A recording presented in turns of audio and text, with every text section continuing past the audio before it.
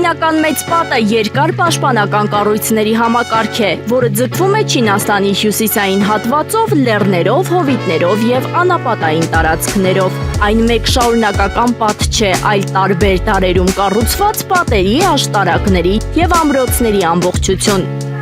Պատի առաջին հատվածները կառուցվել են դեռևս մեր թվարկությունից առաջ 7-ից 3-րդ դարերում, երբ Չինաստանի տարբեր պետություններ փորձում էին պաշտպանվել հյուսիսից եկող քոչվոր ցեղերից։ Հետագայում, հատկապես Ցին դինաստիայի ժամանակ, կայսր Ցին Շի Հուանդին միավորեց առանձին հատվածները մեկ մեծ համակարգի մեջ։ Ավելի ուշ Մին դինաստիայի օրոք պատը վերակառուցվեց եւ ամրացվեց, ստանալով իր այսօր մեզ հայտնի տեսքը։ Պատը կառուցված է քարից, աղյուսից եւ հողային նյութերից, ունի գիտաշտարակներ հաղորդակցության եւ վերահսկման համար։ Որոշ հատվածներում լայնությունը բավարար է, որ զինվորները շարժվեն պատի վրայով։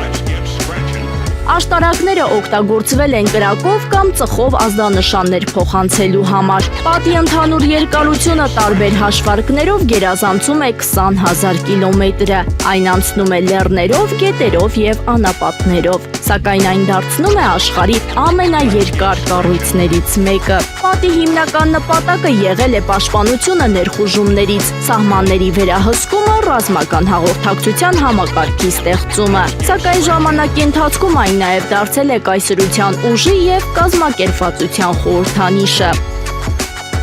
Պատը տեսանելի է բազմաթիվ վայրերից, բայց տիեզերքից անզեն աչքով դժվար է այն ամբողջությամբ տեսնել։ Այն կառուցվել է հազարավոր աշխատավորների, զինվորների, գյուղացիների եւ բանտարկյալների ձեռքով։ Պատի որոշ հատվածներ այսօր փլուզված են, բայց մեծ մասը պահպանվել է կամ վերականգնվել։ Այն ընդգրկված է ՅՈՒՆԵՍԿՕ-ի համաշխարհային ժառանգության ցուցակում։ Չինական պատը պարզապես շինություն չէ, այն պատմական պաշտպանական համակարգ է, որը ներկայացնում է դարերի ընթացքում Չինաստանի քաղաքական, ռազմական եւ ինժեներական զարգացումը։ Այսօր այն համարվում է աշխարհի ամենահայտնի եւ ամենահզոր պատմական խորհրդանիշներից մեկը։